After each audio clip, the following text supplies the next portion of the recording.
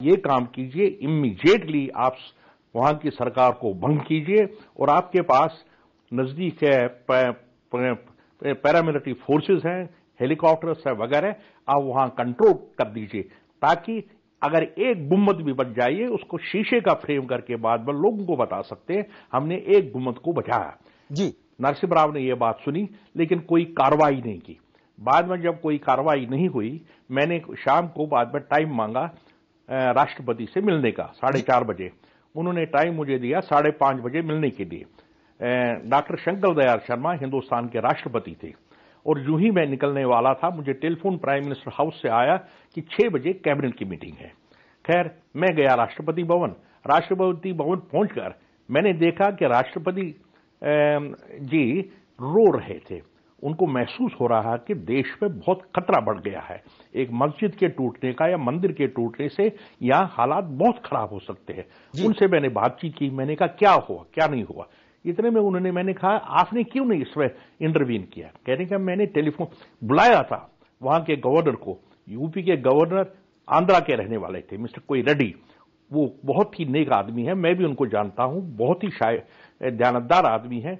मैंने उनको बुलाया था कि वहां प्रेसिडेंट आप सरकार को भंग कीजिए। उन्होंने कहा मैंने रिपोर्ट तैयार रखी है। नरसिम्हा राव ने मुझे कहा कि जब तक न मैं आपको कहूं रिपोर्ट भेजने के लिए तब तक रिपोर्ट मत भेजिए। यानी कि नरसिम्हा राव साहब हर जगह कहीं ना कहीं बीच में बात सुनने को तैयार नहीं थे। कि आखिरी सवाल जगदंबिका पाल साहब आपसे मैं पूछना चाहूंगा, जो बात फोतेदार साहब से मैं पूछना चाह रहा था। ये बात ठीक है, नरसिम्हा राव के बारे में हमने सब कुछ सुन लिया, लेकिन कांग्रेस सरकार की अगुवाई नरसिम्हा राव कर रहे थे। अगर मैं कहूं कि कांग्रेस भी जिम्मेदार है, कांग्रेस हाथ पर हाथ धरे बैठी रही, तो गलत कैसे हूं मैं? कैसे जिम्मेदार है?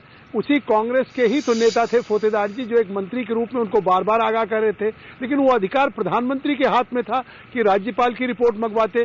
अब स्वाभाविक है कि मैं फोतेदार जी या कांग्रेस के बहुत से लोगों की थी कि उस पर समय रहते कार्रवाई हो जानी चाहिए, लेकिन वो कार्रवाई तो पार्टी का कोई दबाव नहीं था आपके प्रधानमंत्री पर, आप ये कहना चाह रहे हैं? नहीं, ऐसा हो सकता है? नेता दबाव ये बात हम क्या मान लें? पार्टी के नेता दबाव डाल रहे थे।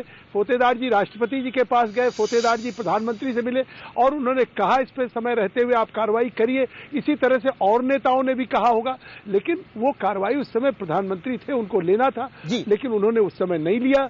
तो अब स्वाभाविक है कि कांग्रेस पार्टी इसमें कहीं दोषी नहीं है। कांग्रेस पार्टी के तो ही नेता। चलिए मैं बात समझ गया। विनोद अग्निहोत्री, एक छोटा सा जवाब आपसे चाहूंगा। ये तर्क समझ में आ रहा है, नरसिम्हा राव तो जिम्मेदार थे, कांग्रेस पार्टी जिम्मेदार नहीं थी।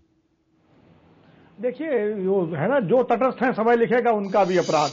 तो सवाल ये है कि जगदंबिका पाल जी या फोतेदार जी दोनों लोग जो है कांग्रेस पार्टी के वरिष्ठ नेता हैं। फोतेदार जी तो खैर अपनी बात कही उन्होंने, लेकिन इस समय भी केंद्र सरकार में जो तमाम मंत्री हैं और तमाम कांग्रेस पार्टी के वरिष्ठ नेता हैं, खुद प्रधानमंत्री मनमोहन सिंह जी भी उस सरकार में मंत्री थे, नरसिम्हा राव जी की सरकार में वित्त मंत्री थे। इन सब लोगों ने कितनी इस मामले में आवाज उठाई, नरसिम्हा राव जी को कितना चेतावनी दी, ये सवाल ज्यादा अहम है। मुझे लगता है इस पर जरूर चर्चा होनी चाहिए। बिल्कुल, फोतेदार जी जिस तरह खुल के बोल रहे हैं, वीसी शुक्ला साहब और लोगों को बोलना होगा। बहुत बहुत शुक्रिया विनोद अग्निहोत्री साहब आपका, एमएल फोतेदार साहब आपका, और जगदंबिका पाल साहब आपका। लेकिन यह सवाल बना रहेगा कि क्लीन चिट क्यों मिली है कांग्रेस पार्टी को बाबरी कांड में। इस पर आपकी राय दिखाएंगे एक छोटे से ब्रेक के बाद।